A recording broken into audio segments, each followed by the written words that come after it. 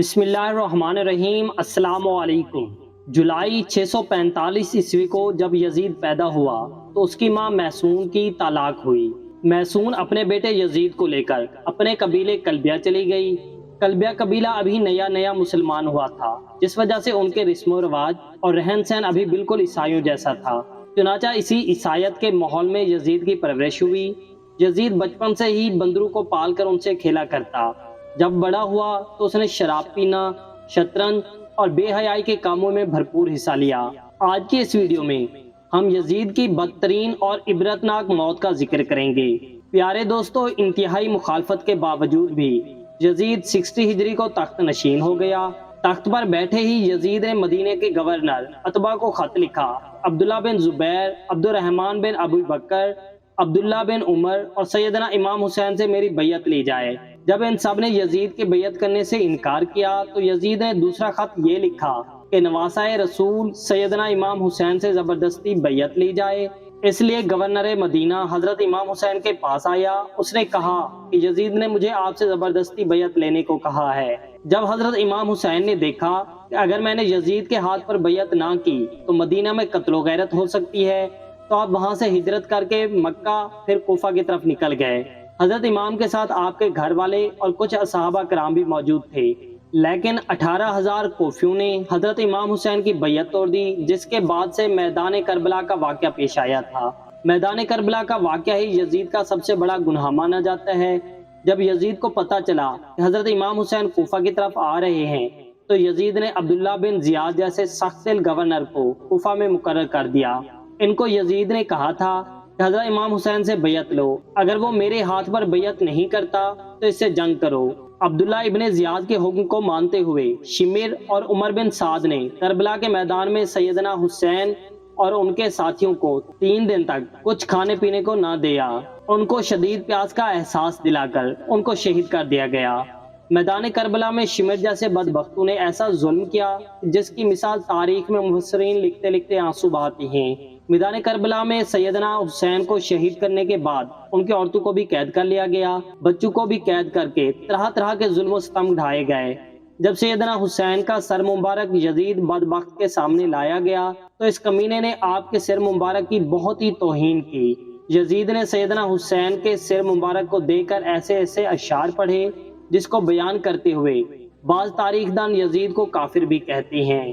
آخر کیا وجہ تھی کہ یزید نے عبداللہ ابن زیاد، شمر اور عمر بن سعد کو اہل بیت کو شہید کرنے کی سزا کیوں نہ دی گئی؟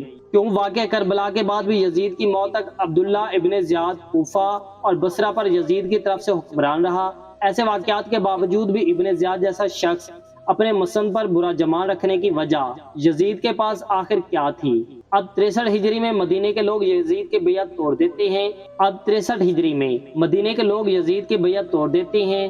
تو یزید کی فوج مدینے پر حملہ کرتی ہے، جس سے واقعہ ہرا پیش آتا ہے کہ جس میں 80 صحابہ کرام، مہاجرین اور انصار میں سے 700 تابعین اور اس کے علاوہ 10,000 مسلمانوں کو بے دردی سے مدینے میں شہید کیا گیا۔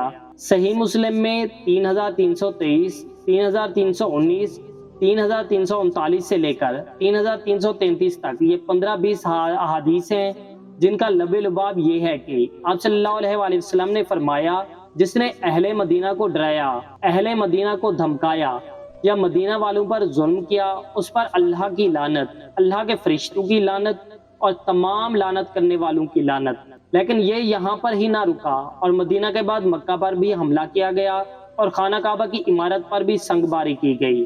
بس پھر یزید کو دی گئی اللہ پاک کی مہلت ختم ہوتی ہے۔ اب اس ظالم، فاسق، فاجر اور شرابی کی موت آتی ہے۔ اس کی موت کے متعلق 3 طرح کی روایات تاریخ کتب میں ملتی ہیں۔ اس کی موت کے بارے میں پہلی روایت یہ ہے کہ یزید ایک رومی نسل کی لڑکی پر فدا ہو گیا تھا۔ یزید نے اس لڑکی کے سارے خاندان کو قتل کروا دیا تھا، لیکن اس کے باوجود بھی یزید اس لڑکی کو حاصل نہ کر سکا۔ ایک دن وہ لڑکی یزید کے محل میں آتی ہے۔ وہ لڑکی یزید کو کہتی ہے کہ میں اپنی جان دے دوں گی، لیکن تیرے جیسے قاتل درندے کی محبت میں گرفتار نہیں ہو سکتی۔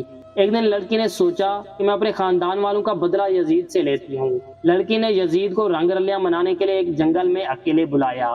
ویرانے میں یزید شراب پی پی کر مست ہو گیا۔ وہ لڑکی نیم اریاں لباس پہن کر یزید کے سامنے بیٹھ گئی اور وہ شراب پیتا رہا۔ جب لڑکی نے دیکھا کہ یزید شراب میں چور ہو چکا ہے تو اس کو بستر پر لے آئی اور پھر مستیاں کرتے کرتے یزید کی گردن کاٹ دی۔ پھر وہی لڑکی وہاں سے غائب ہو گئی۔ کئی دن تک یزید کی لاش جنگل میں ہی پڑی رہی۔ یزید کی لاش کو چیل اور کموں نے نوچ نوچ کر برا حال کر دیا تھا۔ جب یزیدی فوج کو یزید کی لاش کا علم ہوا تو انہوں نے اس کی لاش کو دفنا دیا۔ دوسری روایت اس طرح بیان کی گئی ہے کہ 64 ہجر کو یزید کو ایک بہت ہی خطرناک بیماری لگ گئی تھی، جس کی وجہ سے اس کی آنتیں جل کر سکڑ گئی تھی۔ وہ مچھلی کی طرح تڑپتا تھا، جس طرح مچھلی پانی سے دور ہو کر تڑپتی ہے۔ یزید کو بہت ہی پیاس لگتی ہے۔ وہ پانی کا گھونٹ اپنے منہ میں ڈالتا تھا لیکن پانی اس کے گلے سے اندر نہیں جاتا تھا۔ اس طرح یزید 3 دن تک تڑپ تڑپ کر موت کی نیند سو گیا تھا۔ یزید کی موت کے بارے جو تیسری روایات ہے وہ کچھ یوں ہے کہ یزید بندر پالنے کا بہت ہی شوقین تھا۔ ایک دن یزید نے ایک بندر کو وحشی خچر پر بٹھایا تھا۔ خچر بہت ہی تیز تھا۔ یزید نے بندر کو خچر پر بٹھا کر خود اس کے پیچھے خچر لگا دیا تھا۔ جب خچر جنگل میں پہنچ گیا، اس کے پیچھے پیچھے یزید کا گھوڑا بھی بھاگ رہا تھا۔ جنگل میں پہنچ کر گھوڑے نے حضرت امام حسین کے قاتل کو نیچے زمین پر دے مارا اور یزید کا سر ایک پتھر کے ساتھ لگ گیا۔ یزید کا پاؤں گھوڑے کے رکاب میں ہی پھنس کر رہ گیا۔ گھوڑا بھاگتا رہا۔ یزید جنگل میں درختوں اور پتھروں سے ٹکراتا رہا، جس کی وجہ سے یزید کا جسم کٹنے لگا۔ جب یزید کی لاش کو لوگوں نے دیکھا تو وہ کہنے لگے کہ سیدنا حسین کو شہید کرنے کی یہی سزا ہوتی ہے۔ میدان کربلا کے بعد یزید صرف 6 مہینے 3 سال کی عمر پا کر 14 ربیع الاول 64 ہجری کو ملک شام کی سرزمین پر 39 سال کی عمر پا کر کتے کی موت مر گیا۔ آج بھی اس کمینے پر عرش و فرش والے لعنت بھیجتے ہیں۔